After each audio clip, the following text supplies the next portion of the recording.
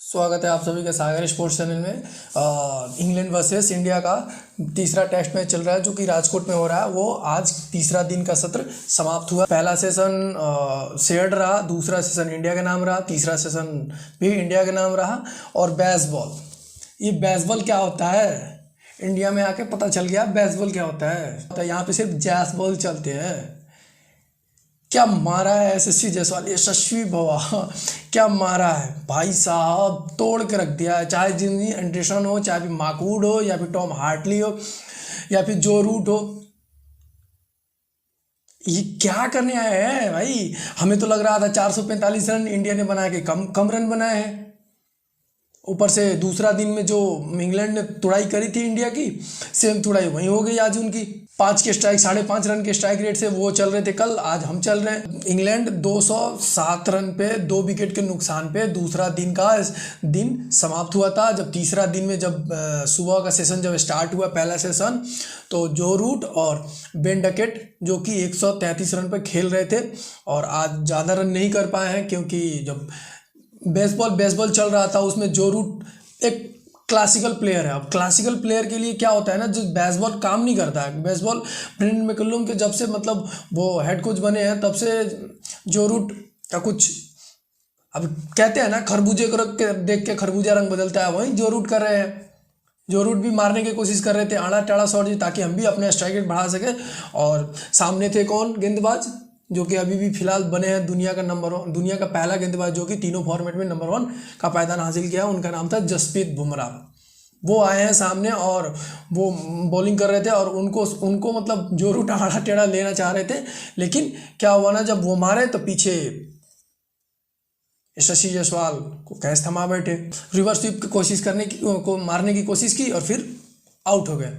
वहां से इंग्लैंड का पतन शुरू हुआ। तो हालांकि सुबह तक वो अच्छी स्थिति में था, इंग्लैंड इंडिया से अच्छा स्थिति में, ये मैच ड्रॉ की तरफ जा रहा था, लेकिन अब ये लग रहा है कि ये मैच इंडिया जीत सकती है। आज का दिन जब समाप्त हुआ तो पता चला कि इंडिया जीत सकती है। अब इंडिया जीतने के कारण क्या है, एक तो जसप्रीत बुमराह का वो टर्निंग विकेट जो रूट का, वहाँ से पतन चालू हुआ। फिर उसके बाद कुलदीप यादव को तो समझ में नहीं आ रहा था। कोई इंग्लैंड बल्लेबाज कल तो बहुत तोड़ाई कर रहा था बेन डकेट, आज तो उसके पल्ले ही नहीं पड़ रहे थे। कभी इधर से बॉल निकल रही थी, कभी इधर से बॉल निकल रही थी। बहुत अनलक्की था कि 5-6 ओवर तक वो टिक पाया कुलदीप यादव के सामने। हालांकि विकेट तो कुलदीप यादव ही ले गए बेन डकेट का, जो कि 5वें स्टंप में 6ठे स्टंप में डाल के वो कट कराने के ऊपर में मिड ऑफ के ऊपर कैच थमा बैठे। फिर उसके बाद बेन स्टोक और फोक्स आए, वो दोनों अच्छे खेल रहे थे। लंच के बाद जब बेन फोक्स और बेन स्टोक आए, तो बेन स्टोक क्या हुआ ना, वो बेसबॉल की आदत तो लगी पड़ी है। अब बेसबॉल नहीं खेलेंगे तो टेस्ट मैच होगा ही नहीं उनका। अब वो चले थे मारने के लिए, रविंद्र जडेजा को मारने चले तो कैच थमा बैठे बुमराह के हाथ में। फिर उसके बाद मोहम्मद सिराज आए उसके अगले ओवर में, या फिर अगले ओवर में। फिर उसके बाद बेन फोक्स का विकेट कप्तान रोहित के हाथ में थमा बैठे। उसके बाद पतन चालू हुआ। रेहान अहमद को मोहम्मद सिराज ने एक यॉर्कर डाला, इतना क्लीन यॉर्कर था, जाके एकदम स्टंप में लगा और स्टंप पर एक गिल्ली नीचे गिर गई। रेहान अहमद आउट हुए। फिर उसके बाद टॉम हार्टली, रविंद्र जडेजा भाई वो राजकोट का राजा है, अब उसके सामने आगे निकल के मारोगे, क्या कर रहे हो। ध्रुव जुरेल ने अपना पहला स्टंप टेस्ट करियर में अपना डेब्यू किया था इस मैच में, और टेस्ट करियर का पहला विकेट भी टॉम हार्टली के रूप में उनके स्टंपिंग में मिल गया। फिर उसके बाद सिराज का कहर, इससे कौन बच पाएगा। कभी बुमराह कहर बरसाता है तो कभी सिराज कहर बरसाता है। आज इस मैच सिराज ने तो 4 विकेट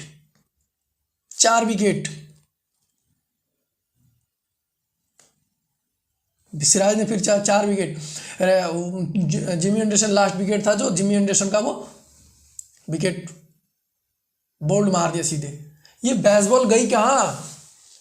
हर टीम के खिलाफ पाकिस्तान में आते हो तो 600 रन बना देते हो एक दिन में। हमारे इंडिया में आके तुम्हारी बेसबॉल नहीं चलेगी, यहाँ सिर्फ जैसबॉल चलेंगे। जैसबॉल देख लो, जैसबॉल कैसे चल रहा है। वो तो शुक्र मनाओ इंग्लैंड वालों कि वो 4-5 ओवर रहते स्क्रैम्स आ गया, वरना फिर वो तो मतलब तोड़ाई करता तुम्हारा 300 प्लस 330 340 350 का लीड भी आज दे के जाता वो। सुमन गिल और जायसवाल, अरे शुक्र मनाओ कि वो 5-6 ओवर तक वो खेल नहीं पाया लास्ट में, वरना कल देखना तुम्हारा। हमें लगता है इंडिया कल 1.5 सेशन खेलेगा, बाकी 3 और एक 4, 4.5 सेशन या 4 सेशन इंग्लैंड वालों को देगा। और इंग्लैंड कभी नहीं चाहेगा कि ये हम मैच ड्रॉ कराएं, वो हमेशा हर हालत में चाहेगा कि हम ये मैच जीते। आज कमेंट्री में भी ओएस शाह जो कि उधर का इंग्लैंड के खिलाड़ी हैं, वो कमेंट्री में भी बोले थे इंग्लैंड कभी भी नहीं चाहेगा कि हम ये मैच ड्रॉ कराएं, हम ये मैच या तो हारेंगे या फिर जीतेंगे, जाएंगे 600 रन भी होगा उसको भी चेंज करने जाएंगे और इंग्लैंड जाएगा, क्योंकि उसके पास बैट्समैन ऐसे हैं कि मतलब जो कि 100+ के स्ट्राइक रेट से रन बना सकते हैं। Ollie Pope, Ben Duckett, Jack Crawley, Ben Stoke, ये सारे बैट्समैन हैं जो मतलब 100 के स्ट्राइक रेट से खेल सकते हैं। देखिए कल क्या होता है,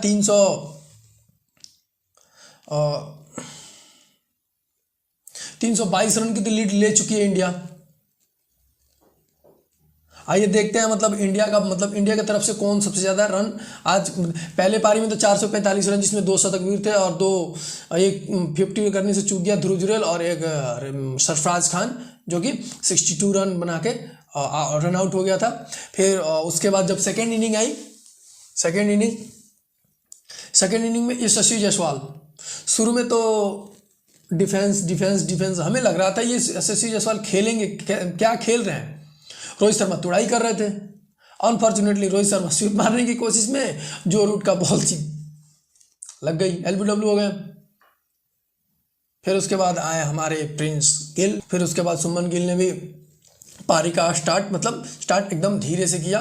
फिर जब जायसवाल ने 35 रन पे थे, जायसवाल भी बहुत धीरे खेल रहे थे, 70 बॉल पे 35 रन के आसपास में थे। वहां से जेम्स एंडरसन का जो ओवर था, छक्का चौका ऐसे करके पिटाई और तोड़ाई। फिर उसके बाद अगला ओवर उसका क्या बोलते हैं, टॉम हार्टली का भी, उसमें भी पिटाई। 2 ओवर में 61+, कहाँ 35 पे थे और 2 ओवर में 61 रन पे चले गए। ये है जैस बॉल, ये बैस बॉल नहीं चलेगा इंडिया में। वो तो शुक्र मनाओ कि मतलब हम मतलब इंडिया में टर्निंग ट्रैक नहीं है, वरना तो तुम 400, 200, 300 छोड़ो 250 बनाने में दिक्कत आएगी तुम्हें। टर्निंग ट्रैक नहीं दे रही है, वो तो पाटा पिच दे रही है ताकि हमारे बैट्समैन अभी नए हैं इसलिए, वरना वो विराट कोहली रहते, KL राहुल रहता, फिर से क्या बोलते हैं वो रहता, अजिंक्य रहाणे, चेतेश्वर पुजारा, रोहित शर्मा, यशस्वी जायसवाल, तब मिलता हमें टर्निंग ट्रैक, तब देखते इंग्लैंड वालों को बैसबॉल जाता कहाँ। वो तो शुक्र मनाओ कि हमारे बैट्समैन 2-4 मतलब डेब्यूटेंट है, ताकि हमारे टीम ने मतलब मैनेजमेंट ने वो पाटा पेच दे रखा है, ज़्यादा टर्न नहीं है, वरना टर्न जब दे देता तो सोच लो तुम्हें अश्विन जडेजा, अक्षर, वो तो तीनों को तुम खेलना मुश्किल ही नहीं ना मुमकिन हो जाता। हमने देखा था BGT ट्रॉफी में 151 पे ऑल आउट,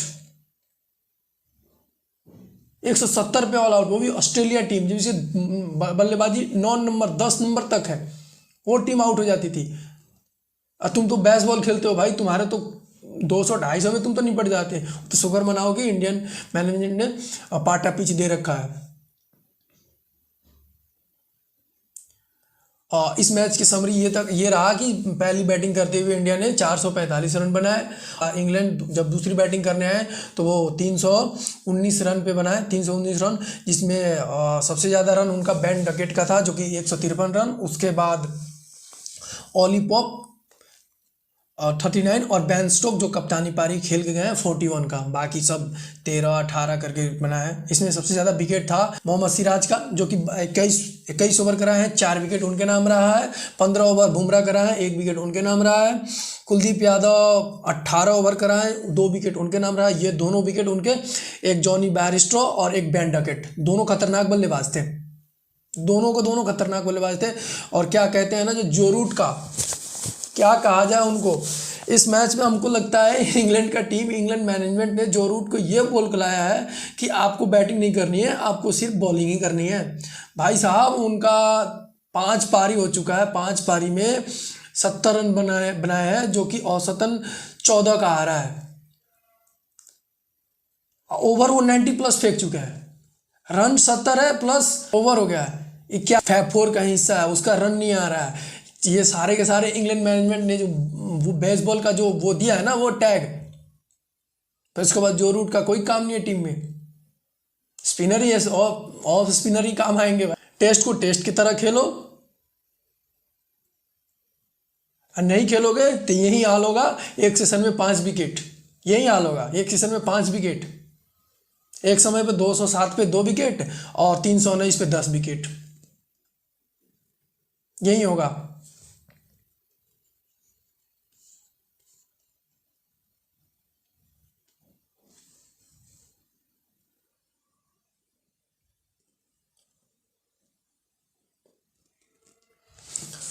आज देखने को मिली है रोहित शर्मा की कप्तानी, जो कि सेकंड सेशन में जो स्टार्ट हुआ था, जिसमें कप्तानी देखने को हाँ मिला है। एग्रेशन नाम का चीज़ मिला है, बॉडी लैंग्वेज भी मिला है, इंटेंट भी अच्छा था सब सारे फील्डर को। जबकि इंग्लैंड के पास एक मौका था, कल उनको देर रात एक खबर आई थी, जो कि अश्विन बीच टेस्ट मैच छोड़ के वो अपने फैमिली इशू था, जो बीच टेस्ट में 2 दिन खेल के चले गए हैं।